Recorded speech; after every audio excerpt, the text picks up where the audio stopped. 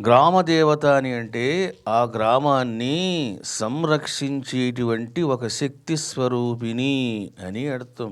కాబట్టి గ్రామదేవత అంటే ఎవరు అని అంటే ఆ గ్రామాన్ని చల్లగా చూసేటువంటి దేవత. అసలు గ్రామ దేవతలను ఎందుకు ఆరాధిస్తారు, ఎందుకు పొలిమేరలోన స్థాపిస్తారు అని అంటే, నెంబర్ 1 అంటువ్యాధులను రాకుండా చేస్తుంది, భూత ప్రేతాత్మలను లోపలికి రాకుండా చేస్తుంది. ఇక మూడవది సుఖభోగాలను ప్రసాదిస్తుంది. అంటే వాళ్ళకి ఏం కావాలో ఆ ఆహారము, మంచి పంటలు పండడము, ఇవన్నీ ఆమె అనుగ్రహిస్తుంది. అందుకని గ్రామము యొక్క పొలిమేరలోన అమ్మవారి యొక్క విగ్రహాన్ని పెడతారు. అమ్మవారిని కుంకుళ్ళమ్మ అని అంటారు. అసలు ఎందుకు వచ్చింది ఈ పేరు అని అంటే, ఏ ప్రాంతములో కుంకుడుకాయలు బాగా పండుతాయో ఆ ప్రాంతములోన ఆరాధించబడే అమ్మవారిని ఏమనేవారు? కుంకుళ్ళమ్మ అనేవారు. ఈ కుంకుళ్ళమ్మ అసలు ఎవరు? దుర్గాదేవి. దుర్గాదేవిని ఆ ప్రాంతములోన కుంకుడుకాయలు బాగా పండడం వలన, వాళ్ళకి డబ్బులు రావడం వలన తల్లి కుంకుళ్ళమ్మ అనేవారు. ఇక రెండవది చూడండి, నూకాలమ్మ అంటారు. అనకాపల్లిలోన నూకాలమ్మ అంటే ఫేమస్. ఎవరి నూకాలమ్మ? పార్వతీదేవి. మరి నూకలు అంటే ఏమిటిది అంటే వరి. ఎక్కడైతే వరి బాగా పండుతుందో అక్కడ ఆరాధించబడేటువంటి అమ్మవారిని నూకాలమ్మ అనేవారు. ఎందుకనేవాళ్ళు అంటే, తల్లి నీ దయ వలన మాకు ఈ నూకలు వస్తున్నాయి. చూడండి, ఒక ప్రాంతంలో జొన్నలు బాగా పండుతాయి. అక్కడ జొన్నలు వేస్తే విపరీతమైన పంట వస్తుంది. ఆమెనేమన్నారు? జొన్నాలమ్మ అన్నారు. చూడండి, జొన్నాలమ్మ, కుంకుళ్ళమ్మ, నూకాలమ్మ, ఇవన్నీ పేర్లు మారుతున్నాయి కానీ అమ్మ మారడం లేదు. There is no change in amma, there is only change in the name. ఇక జలము ఏమంటారు? గంగమ్మ అంటారు, గంగానమ్మ అంటారు. ఎవరి గంగమ్మ? దుర్గాదేవి.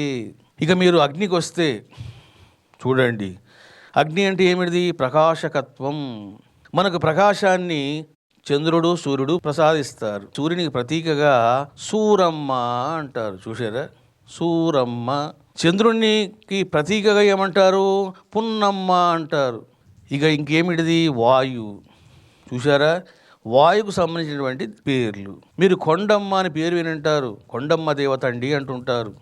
ఏమిటి కొండమ్మ అంటే? కొండ అంటే ఉన్నతమైనటువంటిది, ఎత్తైనటువంటిది అని అర్థం. ఎంత ఎత్తది? ఆకాశమంత ఎత్తు.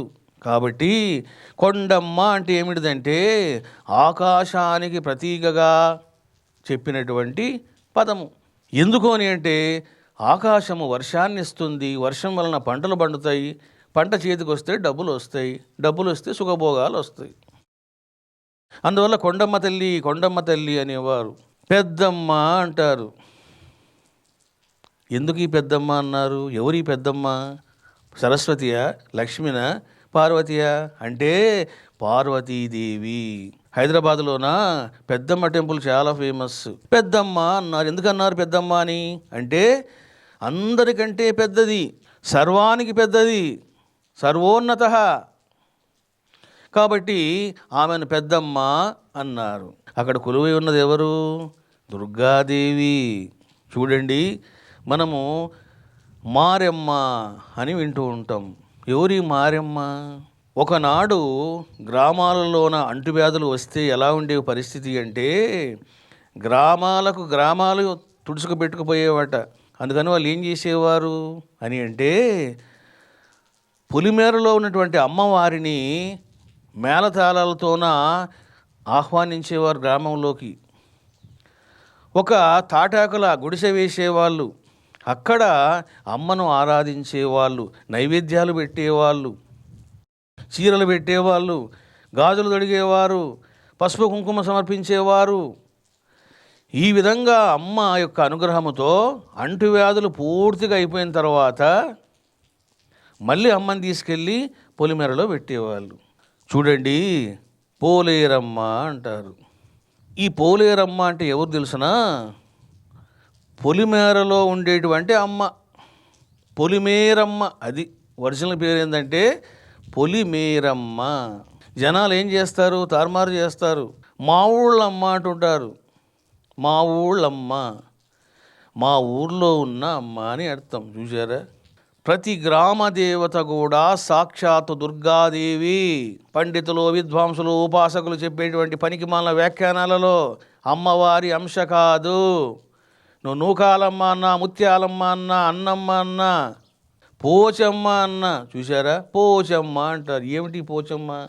ఏ తల్లి అయితే పోషిస్తుందో ఆమెను పోచమ్మ అంటారు. ఇంకంతే, ఇంకేమీ లేదు. చూడండి, బతుకమ్మ అంటారు. తెలంగాణలో ఉన్న ఫేమస్.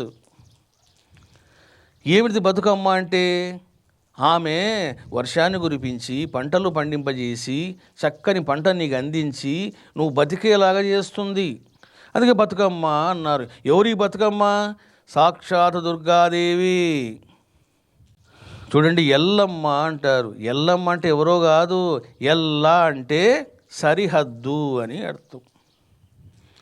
సరిహద్దులో ఉండేటువంటి తల్లి అంటే పొలిమేరలో ఉండేటువంటి తల్లి. కాబట్టి ఎల్లమ్మ అంటే సరిహద్దులో ఉండేటువంటి దేవత, ఎల్లరకు తల్లి అయిన దేవత ఆమె ఎల్లమ్మ. ఈ ఎల్లమ్మ గురించి దేవి భాగవతంలో కూడా ఉన్నది. సాక్షాత్తు జగదాంబయే, పార్వతీదేవియే ఎల్లమ్మ. ఆమె నాగసర్పాలతో కూడి ఉంటుంది ఎల్లమ్మ. అందుకే మీరు ఎల్లమ్మ విగ్రహాలను చూస్తే ఆమె ఒక నాగసర్పం కింద కూర్చొని ఉంటుంది. ఆమె నాగుపాము పడగబట్టి ఉంటుంది. ఈ రకంగా గ్రామ దేవతల గురించి ఈరోజు మీరు చక్కగా శ్రవణం చేశారు.